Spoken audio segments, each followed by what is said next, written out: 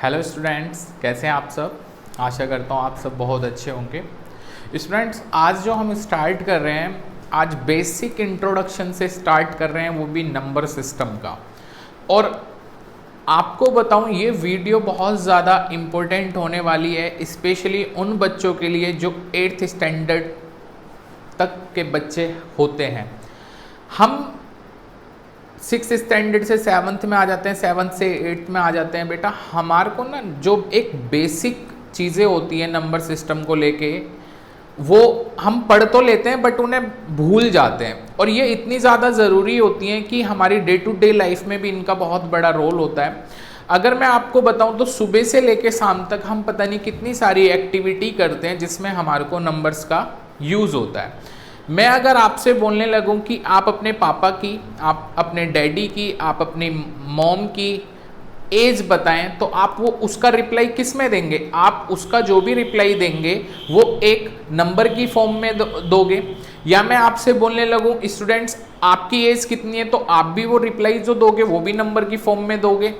या मैं आपसे बोलने लगूं आप अपने घर से सुबह जाते हो स्कूल के लिए, तो अगर बहुत से बच्चे अपने घर से जब स्कूल के लिए जाते हैं तो वो बस वगैरह से या और कोई व्हीकल से पहुंचते हैं। अगर मैं उनसे पूछने लगूं कि आपके घर से स्कूल तक की जो डिस्टेंस है वो कितनी है, तो आपको पता होगा बेसिकली अगर हम वो डिस्टेंस कार, बस या मोटरसाइकिल या स्कूटी वगैरह से वो डिस्टेंस तय करते हैं, तो इन सारी व्हीकल्स में एक मीटर होता है जिसे ओडोमीटर बोलते हैं, वो डिस्टेंस मेजर करता है। अब वो डिस्टेंस मेजर करना, वो भी अगर डिस्टेंस हमें बता रहा होगा, वो मीटर भी अगर हमें डिस्टेंस बता रहा होगा, तो वो भी किस फॉर्म में बताएगा? वो भी नंबर की फॉर्म में बताएगा। या मैं आपसे बोलूं आप अपनी हाइट बताएं, आपकी हाइट कितनी है, तो वो भी आप मुझे नंबर की फॉर्म में ही बताओगे। या मैं आपसे पूछूं कि आपकी स्कूल की फीस कितनी है, तो वो भी आप मुझे नंबर की फॉर्म में बताओगे। आपकी ट्यूशन की फीस कितनी है, वो भी आप नंबर की फॉर्म में बताओगे। तो इससे आप समझ सकते हो कि नंबर्स का जानना हमारे लिए कितना ज्यादा जरूरी है, क्योंकि हमें पता है हम डे टू डे लाइफ में नंबर्स का बहुत ज़्यादा यूज़ करते हैं। तो नंबर्स में भी हम सबसे पहले बेसिक इंट्रोडक्शन से स्टार्ट कर रहे हैं। और बेसिक इंट्रोडक्शन एक ऐसा इंट्रोडक्शन है जिसे आप पहले भी पढ़ चुके हो। एक बार मैं रिमाइंड करा रहा हूँ, कुछ ही टर्म इसमें आपके लिए अलग होंगी जो आपने नहीं पढ़ी होंगी। अब पढ़ते हैं। सबसे पहले हम नेचुरल नंबर से स्टार्ट करते हैं। नेचुरल नंबर को हम प्राकृत संख्या बोलते हैं। अगर मैं आपसे बोलूं कि स्टूडेंट्स आप मुझे काउंटिंग बोलो, आप काउंटिंग बताएं, तो आप मुझे कहोगे 1 2 3 4 5। तो जो हमने काउंटिंग नंबर लिए, जो भी हमने काउंटिंग नंबर लिए 1 2 3 4 5, इन्हें हम क्या बोलते हैं? इन्हें हम नेचुरल नंबर बोलते हैं। हिंदी में इन्हें प्राकृत संख्या बोलते हैं। और मैंने इसमें बोला भी है which numbers are used for counting, वो नंबर्स जो काउंटिंग के लिए यूज करते हैं एक्सेप्ट जीरो। आपको पता है जब हम काउंटिंग बोलते हैं तो हम कभी भी जीरो को इंक्लूड नहीं करते। अब जब हम जीरो को इंक्लूड नहीं करते तो हम यहाँ पे भी इंक्लूड नहीं कर रहे। देखो, एक्सेप्ट जीरो, जीरो को छोड़कर, एक्सेप्ट जीरो, जीरो को छोड़कर आर कॉल्ड नेचुरल नंबर। क्या कहलाते हैं? नेचुरल नंबर कहलाते हैं। नेचुरल नंबर को जो हम डिनोट करते हैं ना, एन से डिनोट करते हैं। तो आप देखो नेचुरल नंबर का जो सेट बना 1 2 3 4 5 एंड आगे तक इन्फिनिटी, सो ऑन, इन्फिनिटी तक जाएगा। आपको पता है गिनती का कभी अंत हो सकता है? गिनती का कभी अंत नहीं हो सकता। आप जितना चाहो उतना लिख सकते हो, आपके हाथ दुख जाएंगे, आपकी कॉपी के पेज कम पड़ जाएंगे, लेकिन गिनतियां कभी खत्म नहीं होंगी। तो गिनती का कभी भी खत्म नहीं हो सकती। इसीलिए अगर हमसे कोई इन सब में पूछने लगे कि सबसे छोटा नंबर, सबसे छोटा नेचुरल नंबर क्या है, जिसे हम बोलेंगे स्मॉलेस्ट नेचुरल नंबर। अगर हमसे कोई पूछने लगे स्मॉलेस्ट नेचुरल नंबर, तो हम क्या बोलेंगे? सबसे छोटा नेचुरल नंबर क्या है? 1 है। लेकिन वहीं हमसे कोई पूछने लगे ग्रेटेस्ट नेचुरल नंबर, सबसे बड़ा नेचुरल नंबर, तो बेटा सबसे बड़ा नेचुरल नंबर का हमारा रिप्लाई क्या होगा? हम इसका कोई रिप्लाई नहीं दे सकते, क्योंकि गिनती का कोई भी आप बड़ा नहीं बता सकते। तो इसमें जो रिप्लाई दोगे वो आप क्या दोगे? इन्फिनिटी दोगे। क्लियर? ये इन्फिनिटी का साइन है जिसको हम बोलते हैं अनंत, जिसका कभी अंत नहीं हो सकता। क्लियर। फिर हम पढ़ते हैं होल नंबर्स के बारे में, जो भी अच्छा एक चीज और, नेचुरल नंबर को हम काउंटिंग नंबर के नाम से भी जानते हैं। किसके नाम से? Counting numbers. अगर कोई कभी हमसे पूछने लगे, नेचुरल ना बोल के काउंटिंग नंबर्स पूछने लगे, तो वो भी हम रिप्लाई क्या देंगे? 1 2 3 4 5 ही। आगे देखें, होल नंबर्स दे रखे हैं। होल नंबर्स में क्या होता है, जितने भी हमारे काउंटिंग नंबर है, अगर उसमें हम जीरो को भी इंक्लूड कर दें तो वो जो सेट बन के तैयार होता है प्रॉपर, वो किसका सेट तैयार होगा? होल नंबर का। और होल नंबर को जो हम डिनोट करते हैं, W से डिनोट करते हैं। आप देख सकते हैं 0 1 2 3 4 5 एंड आगे तक सो ऑन इंफिनिटी तक जाएगा। ये भी अगर हमसे कोई पूछने लगे smallest whole number, whole number को हिंदी में पूर्ण संख्याएं बोलते हैं, स्मॉलेस्ट होल नंबर, तो उसका रिप्लाई हम क्या देंगे? सबसे स्मॉलेस्ट होल नंबर है 0। और वही ग्रेटेस्ट की अगर कोई बात करे तो ग्रेटेस्ट बेटा इसमें हम क्या रिप्लाई देंगे? ग्रेटेस्ट का हम जो रिप्लाई देंगे वो क्या देंगे? इन्फिनिटी देंगे। अच्छा, कोई बच्चा इनके ये जो मेरी वीडियोस है, अगर हिंदी मीडियम का बच्चा देख रहा हो तो बेटा वो ना नोट्स साथ के साथ बनाता हुआ चले। देखो मैं इसको बता देता हूं, अगर वो नेचुरल नंबर की डेफिनेशन लिखना चाहता है, नेचुरल नंबर क्या होते हैं, तो आप लिखना गिनती लिखते समय या गिनती लिखते समय हम जिन संख्याओं का प्रयोग करते हैं वो क्या कहलाती हैं? प्राकृत संख्या कहलाती हैं।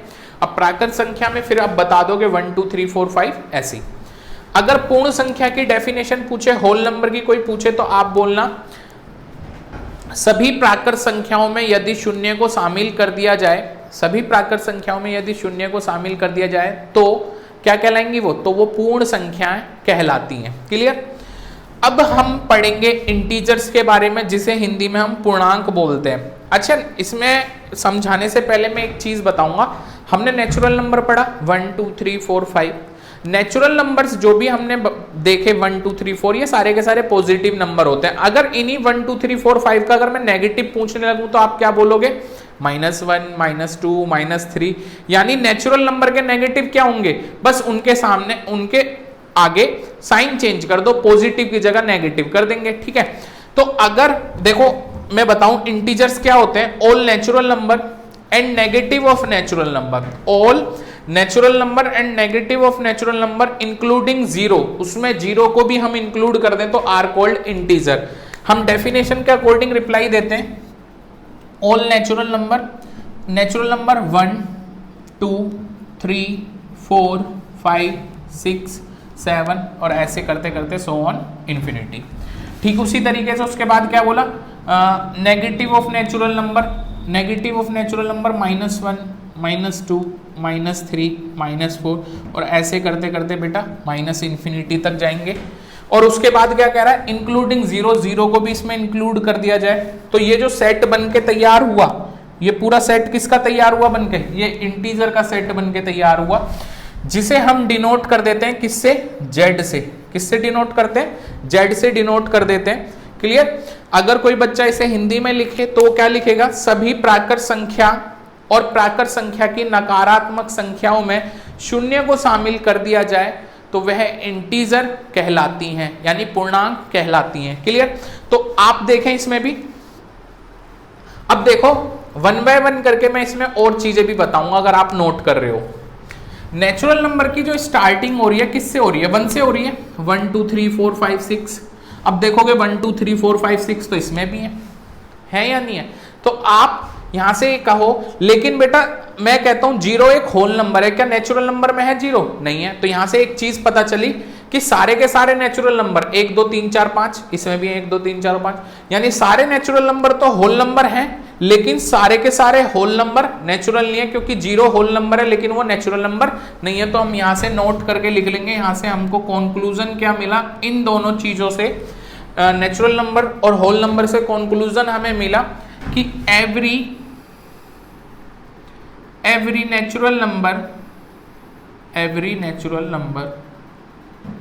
is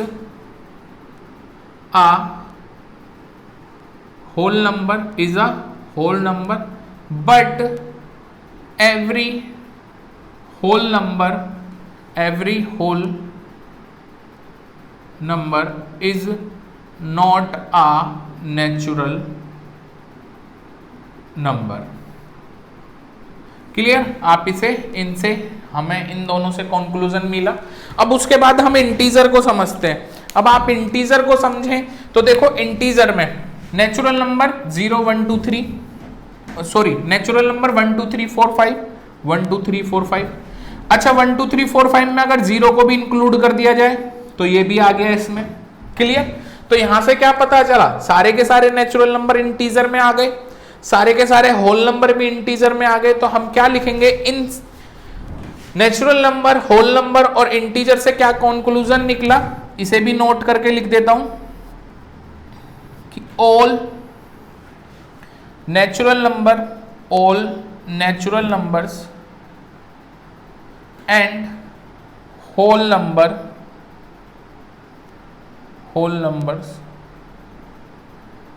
all natural number and whole number are also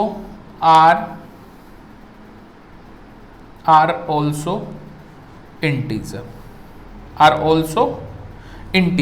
but आपसे कोई यूं पूछने लगे कि सारे के सारे इंटीजर होल नंबर हैं, सारे के सारे इंटीजर होल नंबर हैं, सारे के सारे इंटीजर नेचुरल नंबर हैं, तो हम रिप्लाई देंगे नहीं।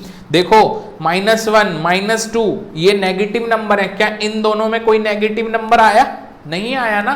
तो हम क्या रिप्लाई देंगे, all natural and whole number are also integer but all integer are not natural और होल। ना तो नेचुरल होंगे सारे के सारे इंटीजर और ना ही होल नंबर्स होंगे। ठीक है, आप इसे नोट करें बेटा। आइए स्टूडेंट आगे स्टार्ट करते हैं इवन नंबर्स के साथ, ओड नंबर्स के साथ, इवन ओड प्राइम कॉम्पोजिट। देखो अर्लियर स्टेजेस पे आपने इवन के बारे में पढ़ा होगा, प्राइम के बारे में पढ़ा होगा, ओड के बारे में पढ़ा होगा, बट फिर भी हमें एक बार रिकॉल कर लेना चाहिए। ठीक है, तो हम अब स्टार्ट कर रहे हैं इवन नंबर्स। इवन नंबर्स क्या होते हैं? वो नंबर्स बेटा जो 2 से प्रॉपर क्या हो जाते हैं, डिविजिबल हो जाते हैं, 2 से प्रॉपर डिवाइड हो जाते हैं। जो 2 से, हिंदी मीडियम का बच्चा अगर देख रहा हो तो जो 2 से पूर्णता यानी पूरी तरीके से विभाजित हो जाती हैं संख्या, वो क्या कहलाती हैं? वो सम संख्याएं कहलाती हैं। और सम संख्याएं कौन कौन सी होती हैं? 2 4 6 8 10 12 14 और ऐसे करते करते सो ऑन इन्फिनिटी तक। अच्छा, इसमें भी अगर हमसे कोई पूछने लगे कि स्मॉलेस्ट इवन नंबर, सबसे छोटी सम संख्या, तो हम क्या रिप्लाई देंगे? 2 सबसे छोटी सम संख्या है। लेकिन वहीं अगर हमसे ग्रेटेस्ट पूछने लगे कोई इवन नंबर, तो हम ग्रेटेस्ट में क्या रिप्लाई देंगे? इन्फिनिटी। आगे odd numbers, which numbers are not divisible by 2 are called odd number. जो संख्या 2 से पूर्णतः विभाजित नहीं होती या पूरी तरीके से विभाजित नहीं होती, विषम संख्याएं कहलाती हैं। विषम संख्याएं क्या क्या होती हैं? 1 3 5 7 9 11 13 15 17। अब इसमें भी हमसे कोई पूछने लगे स्मॉलेस्ट ओड नंबर, तो हम क्या बोलेंगे? 1 is a smallest odd number. Clear? लेकिन वहीं ग्रेटेस्ट पूछने लगे तो हमारा रिप्लाई क्या होगा? इन्फिनिटी। नेक्स्ट प्राइम नंबर्स, अभाज्य संख्याएं बोलते हैं। Which numbers have only 2 factors. यहाँ बेटा हमारे लिए मेन टर्म जो है वो क्या है? Only 2 factors. like 1 and itself are known as prime numbers। Prime numbers के तौर पे जाने जाते हैं, रूप में जाने जाते हैं वो संख्याएं जिनके केवल 2 गुणनखंड होते हैं। फैक्टर्स यानी 2 गुणनखंड होते हैं, एक और एक वो खुद स्वयं जाने जाते हैं प्राइम नंबर्स के नाम से, अभाज्य संख्याएं के नाम से जाने जाते हैं। अब 2 फैक्टर्स का मतलब क्या है? जैसे यहाँ पे मैंने मतलब एग्जाम्पल में बताया 2 3 5 7 11 13 17 19। अब जैसे 2 क्या है? देखो 2 या तो 1 की टेबल से जाएगा या फिर 2 अपनी टेबल से जाएगा। ठीक है, ऐसे ही हम 3 की बात करें तो 3 या तो 1 की टेबल से जाएगा या फिर अपनी टेबल से जाएगा। ठीक इसी तरीके से हम 5 की बात करें तो 5 या तो 1 से जाएगा या फिर अपनी ही टेबल से जाएगा। तो मैंने क्या बोला? जिसके केवल 2 फैक्टर होते हैं, 1 2 1 2 1 2, 2 फैक्टर होते हैं और वो भी कौन कौन से? एक तो 1 होगा और एक इटसेल्फ यानी वो खुद होंगे। तो देखो एक तो एक सब में है, इटसेल्फ जो खुद भी है, या बेटा मैं इसमें ये भी बोल सकता हूं, ये डेफिनेशन ये भी कह सकती है कि वो नंबर्स जो सिर्फ और सिर्फ अपनी ही संख्या से डिवाइड होते हैं, which numbers are divisible by itself, वो नंबर्स जो डिविजिबल होते हैं किससे, सिर्फ इटसेल्फ, खुद से होते हैं, वो क्या कहलाते हैं, वो आपके अभाज्य संख्याएं कहलाती हैं। जो संख्या सिर्फ और सिर्फ अपनी ही संख्या से विभाजित होती हैं वो क्या कहलाती हैं, स्वयं संख्या से विभाजित होती हैं, अभाज्य कहलाते हैं। क्लियर। फिर हम पढ़ेंगे कॉम्पोजिट नंबर्स के बारे में, और हमसे इसमें भी कोई प्राइम नंबर पूछने लगे तो बेटा प्राइम नंबर, सबसे छोटा प्राइम नंबर क्या होता है, 2। क्या है, 2 सबसे छोटा प्राइम नंबर है। क्लियर। और ग्रेटेस्ट पूछने लगे तो देन सेम रिप्लाई इंफिनिटी ही होगा हमारा। कॉम्पोजिट की बात करते हैं, which numbers have more than 2 factor, जिसके 2 से ज्यादा गुणनखंड हो, वो संख्याएं जिनके 2 से ज्यादा गुणनखंड होते हैं क्या कहलाती हैं, भाज्य संख्याएं कहलाती हैं। अब 2 से ज्यादा 4, 6, 8, 9, 10, 12, 14, 15। अच्छा इसका भी हम एग्जांपल लेते हैं, जैसे 4 किस से जाएगा, 4 1 से जाएगा, 2 की टेबल में भी आता है, 4 से भी जाएगा। तो आप देख रहे हो कितने फैक्टर हो गए, 1 2 3, 2 से ज्यादा है। ठीक इसी तरीके से 6 1 से गया, 2 से गया, 3 से भी गया, और 6 से भी गया, तो 4 फैक्टर हो गए। ठीक इसी तरीके से हम 9 भी ले सकते हैं। 9 किससे जाएगा, 1 से जाता है, 3 से जाएगा, और 9 किससे जाएगा, और 9 से भी जाता है। तो आप देख रहे हो कि 9 के भी क्या है, 2 से ज्यादा फैक्टर हैं। तो इसीलिए जिन संख्या के जो थे ज्यादा फैक्टर होंगे, 2 से ज्यादा फैक्टर्स होंगे, तो क्या कहलाएंगी, वो कॉम्पोजिट नंबर्स कहलाते हैं, भाज्य संख्या है। सबसे छोटा कॉम्पोजिट नंबर 4, सबसे छोटा कॉम्पोजिट नंबर 4, और अगर ग्रेटेस्ट पूछने लगे तो वही इन्फिनिटी। अच्छा एक क्वेश्चन और आता है कि सबसे छोटा इवन प्राइम नंबर, सबसे छोटा इवन प्राइम नंबर। तो आप देखें 2 ही एक ऐसा नंबर है जो सबसे छोटा भी है और इवन भी है। उसके अलावा इसमें जितनी भी संख्या आई हैं प्राइम नंबर्स में, सारी की सारी क्या है, सारी की सारी ओड नंबर्स हैं, सारी की सारी क्या है, ओड है। बस 2 ही एक ऐसी संख्या है जो इवन भी है और प्राइम भी है। क्लियर। स्टूडेंट्स में एक चीज और रह गई, आप अगर गौर से देखें तो प्राइम में 1 नहीं आया, ना कॉम्पोजिट में 1 आया, तो 1 तो कहीं नहीं आया। तो हम यहां पे ये चीज नोट करके लिख लेते हैं, क्या 1 is neither prime nor composite. ना तो वो क्या है, अभाज्य है, और ना ही भाज्य है। क्लियर। आइए स्टूडेंट रेशनल नंबर को और जानते हैं। रेशनल नंबर क्या होता है, हिंदी में इसे परिमेय संख्या के नाम से जाना जाता है। Which numbers can be represent in the form p/q, वो नंबर्स जिनको रिप्रेजेंट किया जा सकता है किस फॉर्म में, p/q की फॉर्म में। अब आप सोच रहे होंगे कि सर p/q की फॉर्म क्या होती है, तो बेटा आप टेंशन न लें, मैं बताता हूं अभी।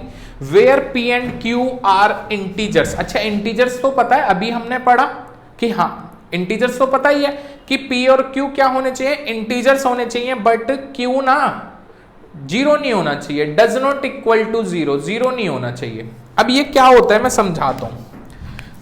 लेट से मैंने एक नंबर ले लिया 3/4।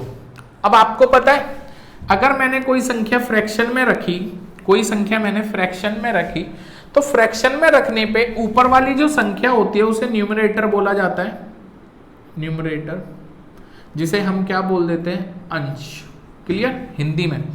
और नीचे वाली संख्या को हम क्या बोल देते हैं, डिनोमिनेटर, इसे हम हिंदी में बोलते हैं हर। तो कहने का मतलब ये पता है किसको बोल रहा था, ये बोल रहा था उसको जिन संख्या को फ्रैक्शन में लिखा जा सकता है। p/q का मतलब था फ्रैक्शन, 3/4, 3/4 की फॉर्म में लिखा जा सकता है, जहां p और q इंटीजर्स हैं। तो आप देखो 3 और 4 क्या इंटीजर नहीं है बेटा इंटीजर। और q यानी नीचे, p/q का मतलब है, देखें यहां p कौन दिखा रहा है, 3, और q कौन दिखा रहा है, 4। क्या 4 0 है, नहीं। तो आप देखोगे कि ये वाली जो पूरी की पूरी जो हमने डेफिनेशन दी, ये पूरी की पूरी किस पे, 3/4 पे क्या हो रही है, फुलफिल हो रही है। तो 3/4 हमारा कैसा नंबर है, प्राइम नंबर। तो इसमें बहुत सारे नंबर आ सकते हैं। इसमें आप 5/7, 9/11, 12/13 और ऐसे करते करते बहुत सारे आ सकते हैं। और चीज़ देखें, अभी तक हमने क्या पढ़ा, इवन नंबर पढ़ा, ओड नंबर पढ़ा, क्लियर, और आपने इंटीजर्स पढ़े, आपने रेशनल नंबर, वो क्या कहते हैं, आपने ये इंटीजर्स पढ़ने के बाद नेचुरल नंबर पढ़े, आपने होल नंबर पढ़े। तो होल नंबर क्या है? नेचुरल नंबर हमारे 1 से स्टार्ट होते हैं, 1 2 3 4 5 6 ऐसे, क्लियर। होल नंबर हमारे 0 से स्टार्ट होते हैं, क्लियर, और इंटीजर हमारे 0 1 2 3 4 ऐसे, और इधर -1 -2 -3 ऐसे, क्लियर। तो आप एक चीज देखें, 1 है, आपको पता है कभी भी कोई संख्या ऐसे दे रखी होती है तो हम इसके डिनोमिनेटर में 1 लिख सकते हैं। अगर हमें कोई संख्या 3 दे रखी है तो हम उसके डिनोमिनेटर में 1 लिख सकते हैं। अब देखना ये p/q की फॉर्म में लिख दी, नहीं लिख दी। और देखो p की जगह क्या आ रहा है 3 और q की जगह क्या आ रहा है 1। और इसमें क्या बोला गया था, इसमें बोला गया था सिर्फ q की जगह क्या नहीं आना चाहिए, 0 नहीं आना चाहिए, उसके अलावा कुछ भी आ जाए। तो आप देख रहे हो p और q दोनों इंटीजर भी हैं, 3 और 1, देखो इंटीजर में आ नहीं रहे है, इंटीजर p और q इंटीजर भी है और नीचे 0 भी नहीं है। तो बेटा इन्हें भी, मतलब कहने का मतलब जो भी हमारे नेचुरल नंबर है उन्हें हम किस में रख सकते हैं, रेशनल नंबर की फॉर्म में। ठीक इसी तरीके से 1/1 2/1 3/1 0/1। अब तुम सोच रहे होगे सर 0/1 भी होगा, हाँ। तो देखो ऊपर p नीचे q और 0 और 1 इंटीजर में आते हैं, ये रे इंटीजर में आ रहे हैं, और q does not equal to 0। तो बेटा नीचे 0 नहीं है ना, नीचे कहां 0 है, नीचे तो 1 है, ऊपर 0 है। ऊपर के लिए थोड़ा ना बोला है, उन्होंने बोला नीचे नहीं होना चाहिए, यानी डिनोमिनेटर में 0 नहीं होना चाहिए, न्यूमिनेटर आपका 0 हो सकता है, क्लियर। तो यहां से हमको कंक्लूजन क्या मिला, यहां से हमारे को कंक्लूजन मिला कि सारे के सारे, अब देखो -3 भी देखो, -3 दे रखा है, इसके नीचे भी कुछ नहीं है तो 1 ले सकते हैं, लिख सकते हैं। तो ये भी न्यूमिनेटर एंड डिनोमिनेटर में हमने लिख दिया, नहीं लिख दिया। न्यूमिनेटर डिनोमिनेटर में लिखने के बाद -3 और 1, ये रहा -3 और 1 इंटीजर होने चाहिए, इंटीजर में आ रहे हैं, और नीचे 0 नहीं होना चाहिए, तो 0 है ही नहीं, नीचे 1 है। तो आप देख रहे हो कि हमने इंटीजर्स, सारे इंटीजर्स भी किसकी फॉर्म में रख दिए, p/q की फॉर्म में, यानी ये भी रेशनल नंबर है। तो हम यहाँ से कंक्लूजन लिख सकते हैं नोट करके, ये सारे के सारे हमने रेशनल नंबर के एग्जाम्पल दिए, और बेटा बहुत सारे एग्जाम्पल होते हैं रेशनल नंबर के, हम यहाँ से नोट करके लिख सकते हैं all natural numbers comma whole numbers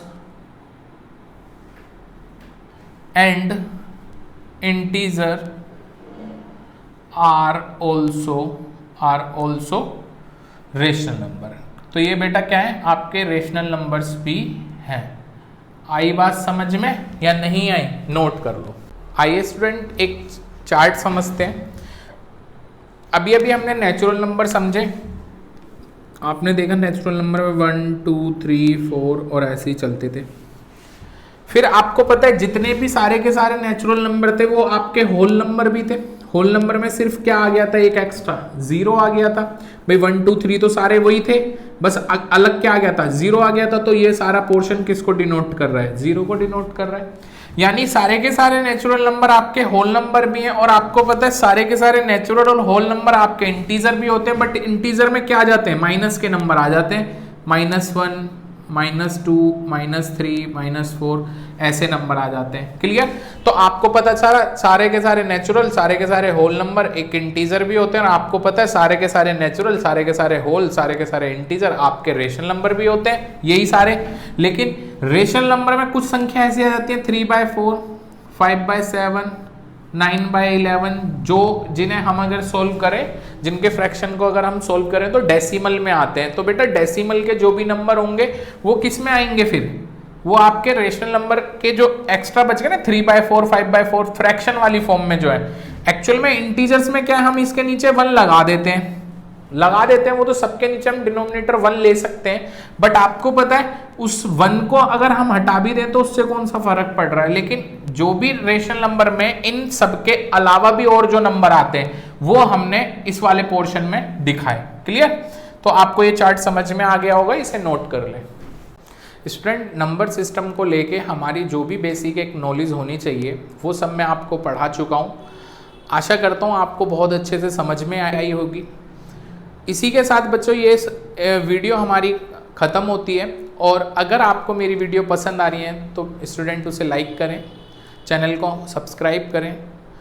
सबसे ज़रूरी बेटा आपकी कोई भी क्वेरी है तो कमेंट करें हमारे को कमेंट सेशन में जाके। उससे भी ज़रूरी बच्चे इस वीडियो को अपने दोस्तों के साथ भी शेयर करें ताकि आपके साथ साथ इस वीडियो का आपके फ्रेंड्स भी फ़ायदा ले पाएँ। धन्यवाद। थैंक यू बच्चों। Thanks for watching. A like would be appreciated. And don't forget to subscribe.